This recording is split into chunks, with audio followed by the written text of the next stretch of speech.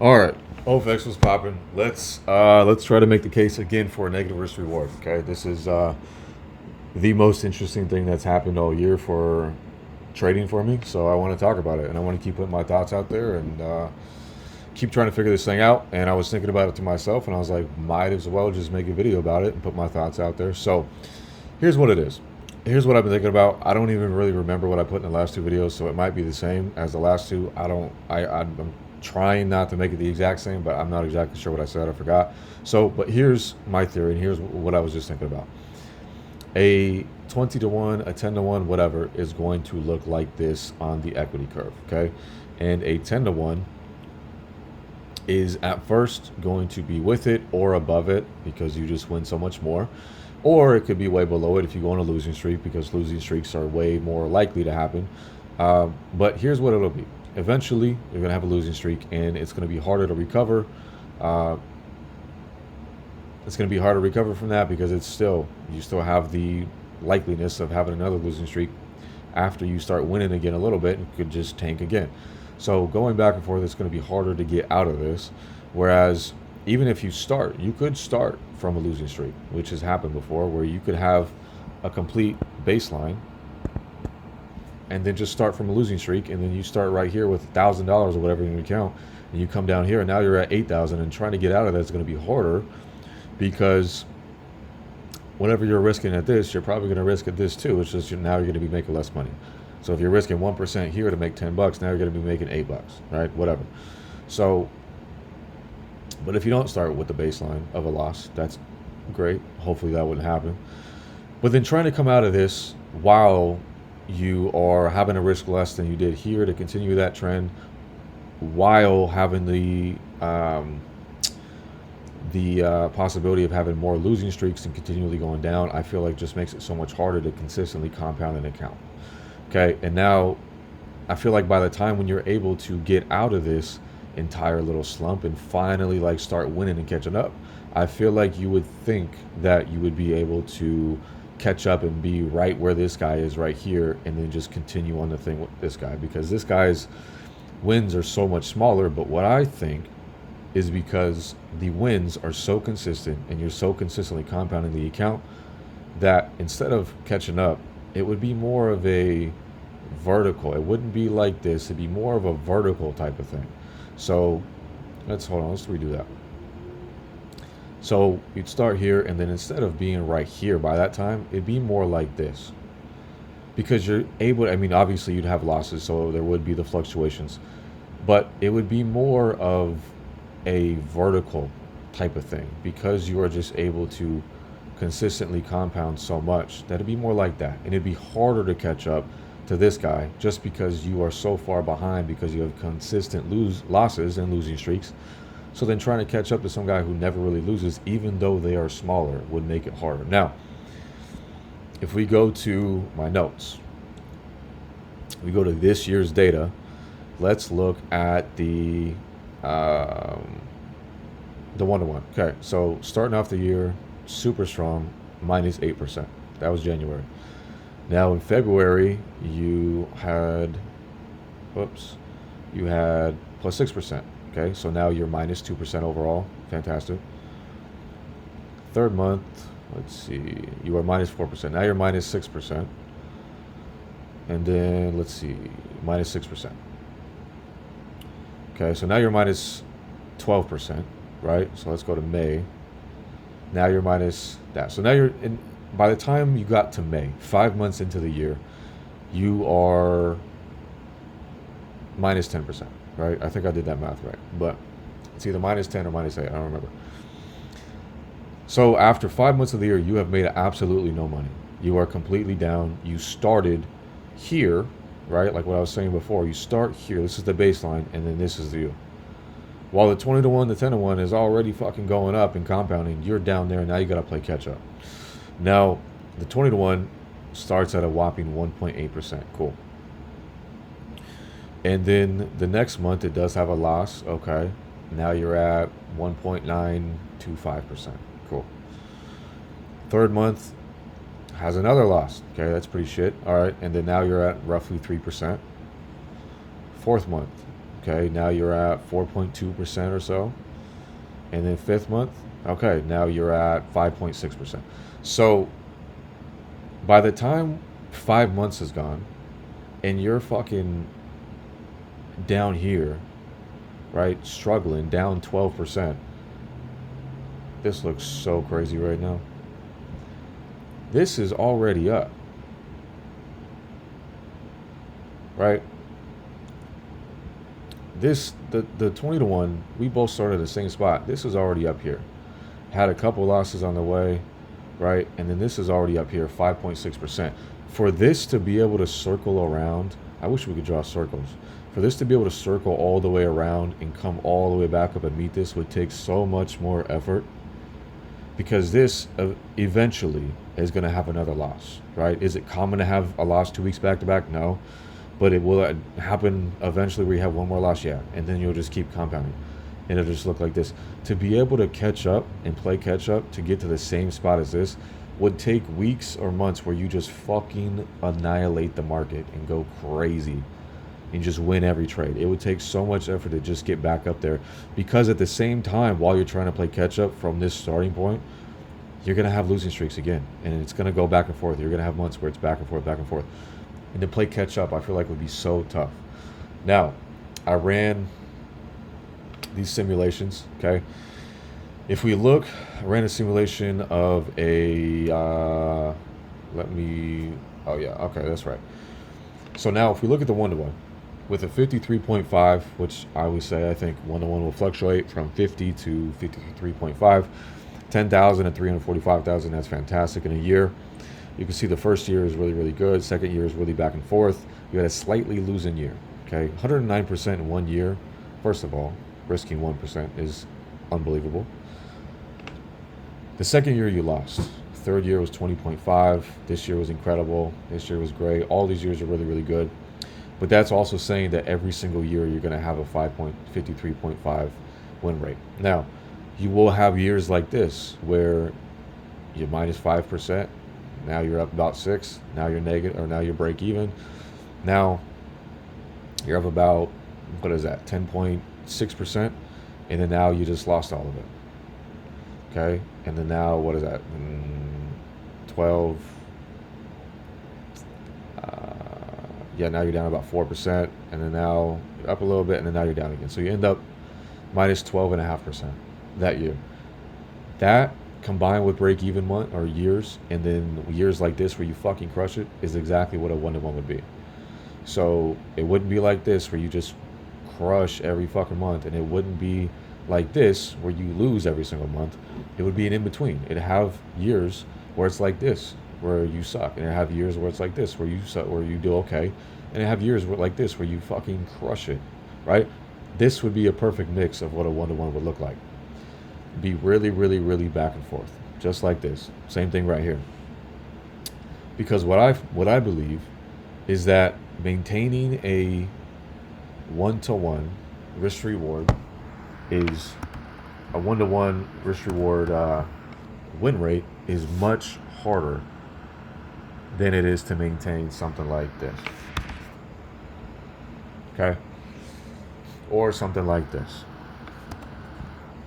I think being able to maintain this win rate, because I had a few discussions with some people, and people were coming at my fucking neck over what I said about how I thought that a 21 could compound better than 1-to-1. And some people on Reddit were coming at me hard, bro. And I was trying to get the point across. I was just asking what people thought about it, and motherfuckers thought I was stupid. And I was like, listen, I don't think it's stupid. I think that, and people kept saying that the strategy doesn't make the risk reward and all this different stuff. And I was like, dude, you guys don't understand what the fuck I'm talking about. Every single risk reward has a natural built-in break-even win rate. And if you have emotional control and strategy and experience and intuition and all that shit, you will be able to bump up that break-even win rate from 50 to 52 to 53% on average. Does that mean that you will win 52 to 53% of your trades every single month, every single week, every single year? Of course not. Across the board, will you be able to maintain that? Probably. But what I'm trying to get at is that you will have years like this, you will have years like this, and you will have years like this. And the higher you go in risk reward, what I'm starting to realize is that that creates more variance in the years that you have.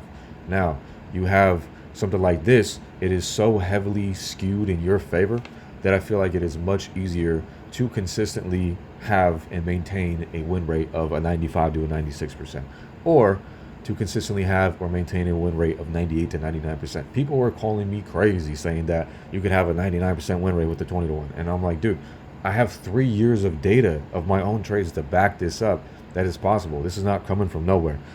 I feel this is so much easier because it's so heavily skewed in your favor to be able to maintain a win rate like that. Now, when you have years like this with a 1 to 1, the same time that this guy has a negative 24% year, a guy who's doing a fucking 20 to 1 has a year where he made 4%, right?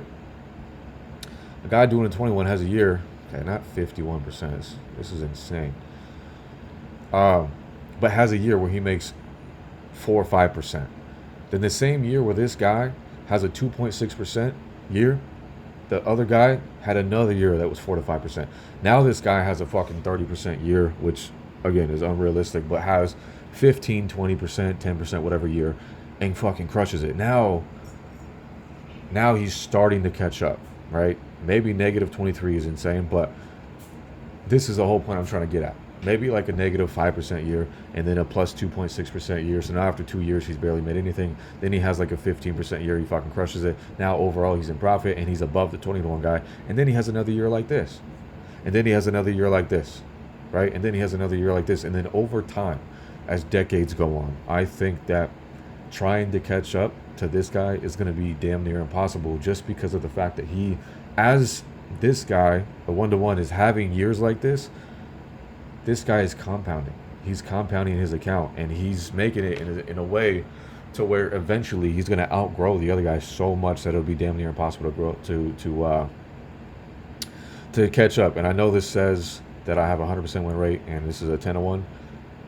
I am counting this as a 20 to 1. So everything on here is divided by 2. This would be like $400,000 of profit. This would be, 190,000, like whatever. Like, I'm not counting all this. I know it's not realistic to have a 98% with the 10 to 1. It won't let you put in a 20 to 1. So something like this would be more realistic with a 10 to 1. Something like this, 90, right under 96, that'd be more realistic. And then it's still every month would be pretty good. You'd be able to grow the accounts really, really well. For some reason, it comes out a little bit less. I don't know why. What my idea behind it, I think that being able to just put on a 10 to 1 and say that I'm just going to divide everything in half, I think it makes sense. I think it makes sense because I don't know. I think it makes sense to just divide the profit in half and say that that's a 20 to 1. And I think the reason it's performing so much better is that these don't happen as much. Losses don't happen, so you don't have that big drawback as much. But I still think a 10 to 1 is great, and obviously every single month is super consistent and green. And at the same time, there was some guy in my YouTube comments that said something that really made a lot of sense. He said that he said going through all these losses, and I wish I could remember exactly what he said, but he said going through all the losses and the ups and downs of a 1 to 1 or a higher risk reward would be depressing. And he said that he said that thing alone would make me want to stick to a negative risk reward. I think that's the gist of what he said, and it made a lot of sense. And I was like, yeah, going through something like this would fucking suck, man. Even in a great year where you have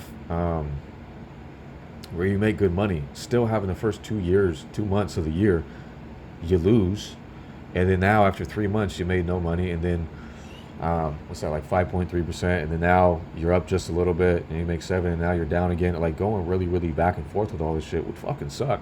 There's been a few times where I've gone through these simulations, and even though overall the year was like slightly profitable, it was like, dude, you like didn't make money for 10 months. Some of these, like this one, like, you weren't really profitable until the very last month of the year. That's when you finally were like came into profit. That fucking sucks, man. That sucks to go through. You make some, you lose some, you make some, you lose some, all the way up until the end of the year when now you're finally profitable. That's a fucking shit way to trade. And, I know I've been back in 1 to 1s for a while now, but going through it, and in the past, in the past few months that I've been calling it out, and I'm like, dude, I think that the past few months have like really shown me that I think negative risk reward might actually be the way. I'm 21 and 19, bro. I'm up 1% because I closed out a couple of the trades early, so I should be up 2%. I just closed them out early, whatever. But like so back and forth in the past few months, it's just like, dude, that's not like I just don't know if that's a way that is sustainable in trading forever. I just don't know if I want to trade that way forever. And I did this whole little thing up here where I calculated everything out, and the 20 to 1 actually like obliterated the 10 to 1. Again, this is me dividing everything in half, but it fucking crushed it, man. It crushed it. And again, man, I mean, I don't know what's best, but honestly, I think the compounding factor, compounding of it, I think that is the leading reason why I want to go back. I just think it would be easier to compound an account. I think, like I said, this example, just starting off the year like that, where this was the starting off of the 10 to 1, 20 to 1, and then trying to catch your way all the way back up. I mean, imagine even just in like a 10-year period, imagine just having 2 or 3 years that started off like this or ended up break even or whatever. That would push the 20 to 1, 10 to 1, whatever, so much farther ahead because it would be compounding that entire time, that entire like 5 6 month period where you're not making any money and you're still in drawdown. This is compounding, this is growing. So by the time when you're able to quote unquote catch up, I don't think you'd be able to catch up. I think it'd be really hard, and I think after a 10-year period where you're able to consistently maintain a higher win rate because the risk reward is just set up like that, where this is much harder to maintain a decent win rate.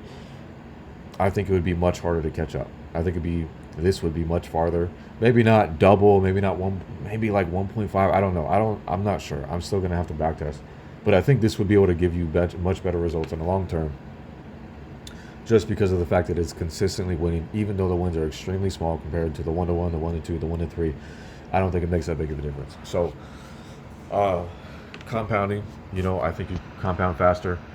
I also think there's more trades. I think there's a lot more trade opportunities because if I have to only aim for that small of a target, I can just take trades kind of wherever I see fit. Whereas this, it's like it's much harder to find a trade that will go 20 times that amount. Also, there was more that I had. Also, I think mentally, I think it might be a little bit easier because it just, I don't know. I've been backtesting it now, and I hopped on